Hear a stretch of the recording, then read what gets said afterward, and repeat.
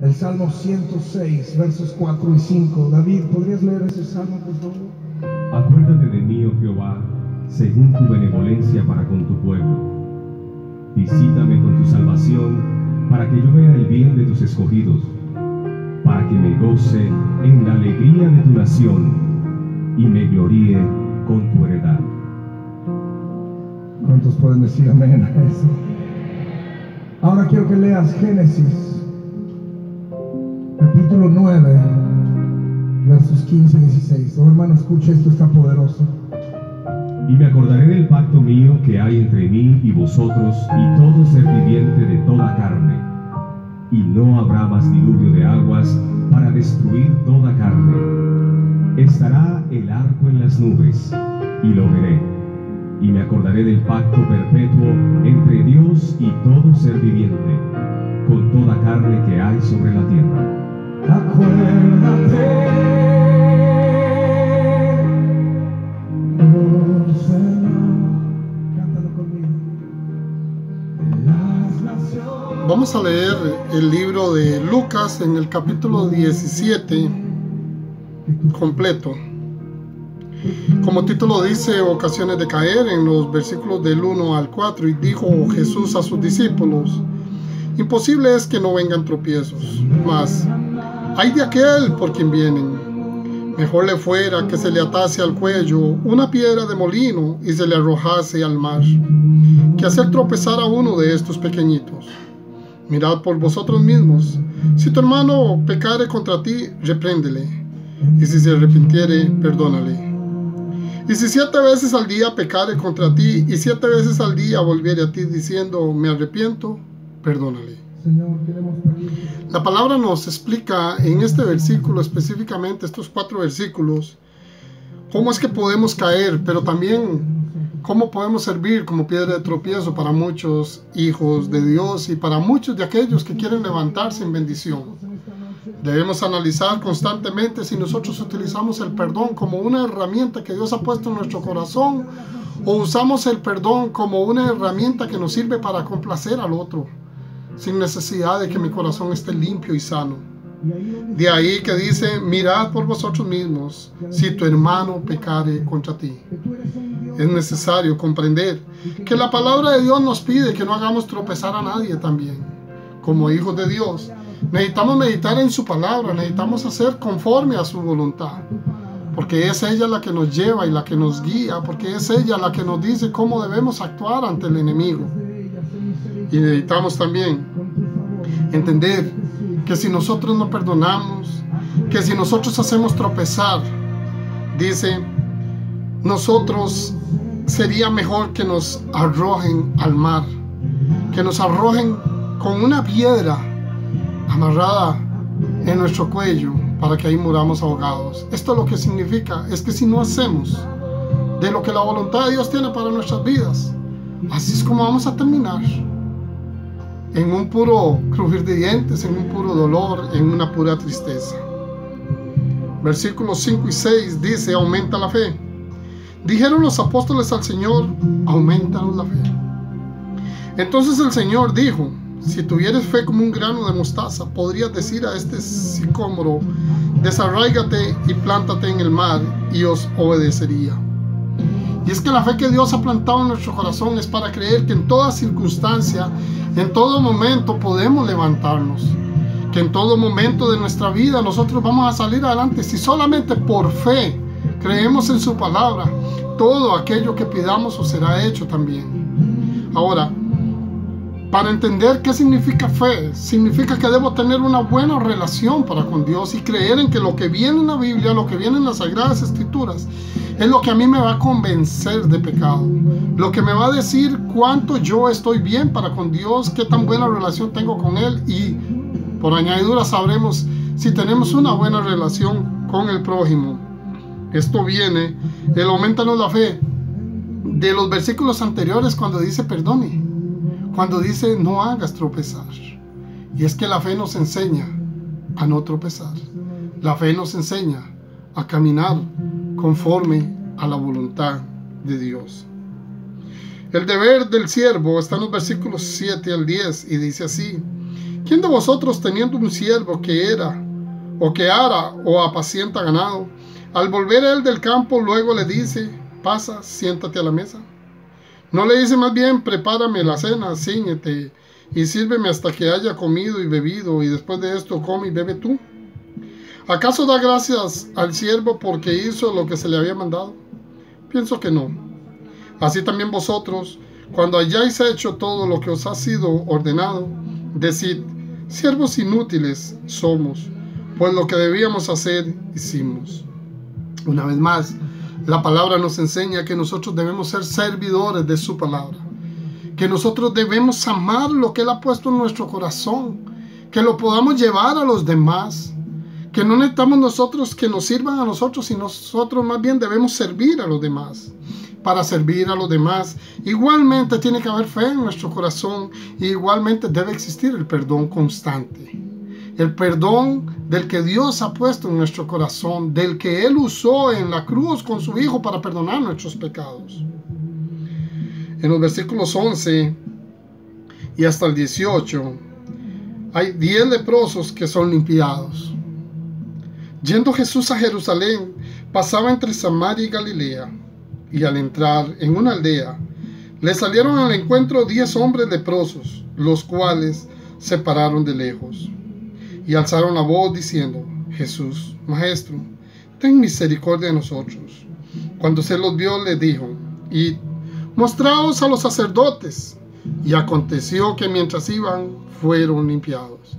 Entonces uno de ellos, viendo que había sido sanado, volvió glorificando a Dios a gran voz, y se postró rostro en tierra a sus pies, dándole gracias. Y este era samaritano. Respondiendo Jesús dijo: ¿no son 10 los que fueron limpiados? ¿Y los 9 dónde están? No hubo quien volviese y diese gloria a Dios, sino este extranjero. Y le dijo: levántate, vete, tu fe te ha salvado. Hermano, el samaritano es aquel que da gracias a Dios. El samaritano es aquel que piensa en el prójimo. El samaritano es aquel que perdona. El samaritano es aquel que tiene fe en la palabra de Dios. Los leprosos somos todos aquellos en estos tiempos que de una u otra manera hemos decidido seguir lo que el mundo nos ha pedido. Hemos decidido continuar bajo un estilo de vida en el cual lo que nos hace es daño. El verdadero estilo de vida, el verdadero amor que nosotros podemos profesar y que podemos llevar a las demás personas, es el amor de Cristo, el cual por medio de la fe nosotros podemos aprender. Nos enseña a perdonar, nos enseña a guiar, nos enseña a no hacer tropezar al hermano y a la hermana. Por eso este samaritano fue el único que recibió a Cristo en su corazón. Y digo que recibió a Cristo en su corazón porque aunque todos vieron de lo que era capaz Jesús, aunque todos sabían que Jesús podía ayudarles, ellos no querían cambiar su caminar. Ellos no querían seguir lo que Cristo les decía. No quisieron hacer caso a su fundamento, a la palabra. Pero este samaritano creyó en la palabra de Dios y le tuvo fe. Y por eso se devolvió a dar gracias. ¿Cuántos hoy? Dios nos ha cambiado nuestra manera de vivir y no le hemos dado gracias a Dios por eso. Y dar gracias no significa solamente decir gracias, Señor. Significa también que voy a estar en su camino y que voy a hacer lo que la voluntad de Dios me pide a partir de ahí. También es claro que los otros 9 que no fueron agradecidos siguieron en el mundo, como muchos dicen haber recibido a Cristo, como muchos dicen tener a Cristo en su corazón, cuando la realidad es que Cristo está muy lejos de sus corazones. Versículos 20 al 37 nos habla de la venida del reino. Preguntando por los fariseos cuando había de venir el reino de Dios, les respondió y dijo: el reino de Dios no vendrá con advertencia, ni dirán: helo aquí o helo allí, porque aquí el reino de Dios está entre cada uno de nosotros. Y dijo a sus discípulos: tiempo vendrá cuando deseareis ver uno de los días del Hijo del Hombre y no lo veréis. Y os dirán: helo aquí o helo allí, no vayáis ni lo sigáis. Porque como el relámpago que al fulgurar resplandece desde un extremo del cielo hasta el otro, así también será el Hijo del Hombre en su día.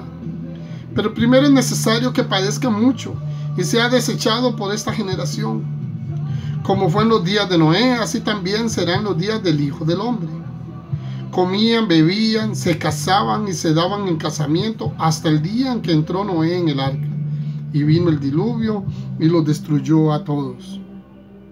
Asimismo, como sucedió en los días de Lot, comían, bebían, compraban, vendían, plantaban, edificaban.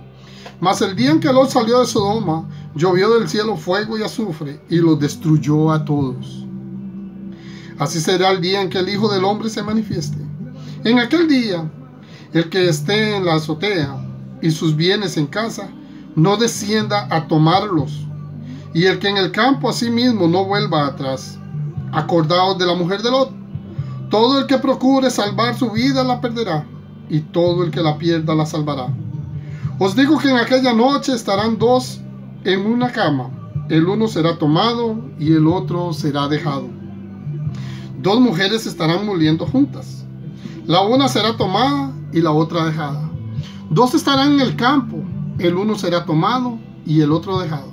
Y respondiendo le dijeron: ¿Dónde, Señor? Él les dijo: donde estuviera el cuerpo, allí se juntarán también las águilas. Qué importante que es ver la palabra de la venida del reino. Es importante porque el Hijo del Hombre, o sea Jesús, nos aclara quiénes van a estar y quiénes no junto a Él.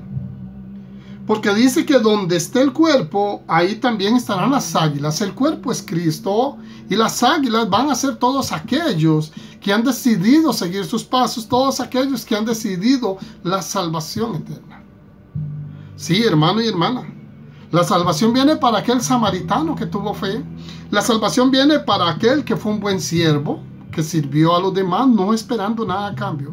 La salvación viene para aquel que no hizo tropezar a ningún hermano a que cayera en el abismo.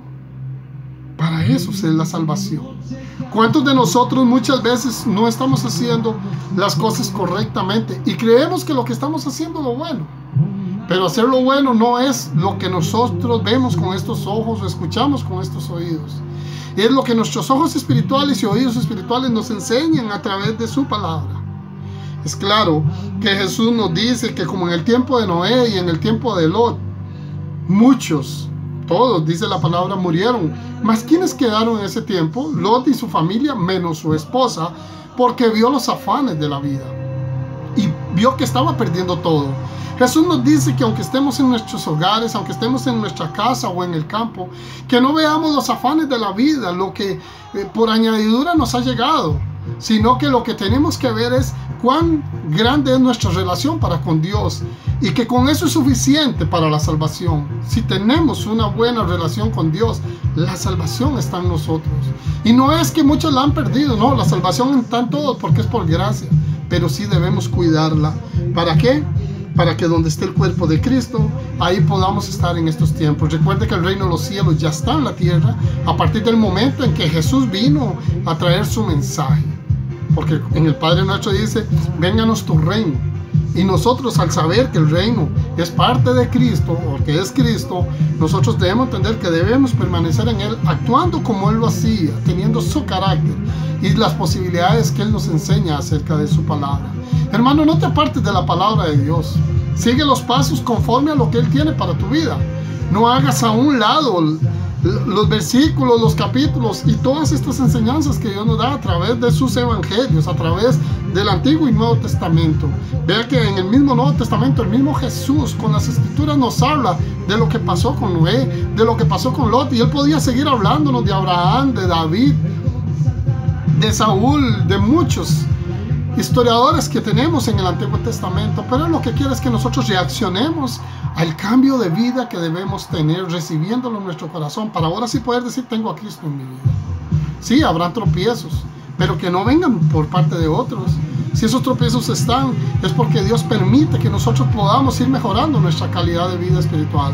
Por eso te doy las gracias, porque sé que has escuchado este mensaje de principio a fin y sé que seguirás los pasos que Dios ha puesto en tu vida. Padre, bendice a cada hermano, a cada hermana que escucha de este mensaje, y que cada uno reciba conforme a la voluntad tuya, mi Señor Jesús, porque todos necesitamos estar en tus pasos, mi Señor Jesús. Gracias, mi Señor Jesús. Gracias por tu palabra y por lo que pusiste en nuestras vidas, y trae a nuestras vidas paz en medio de la tormenta. Por las veces que intentaste, tratas de olvidar las lágrimas que lloraste. Solo tienes pena y tristeza, el futuro incierto esperar. Puedes tener paz en la tormenta.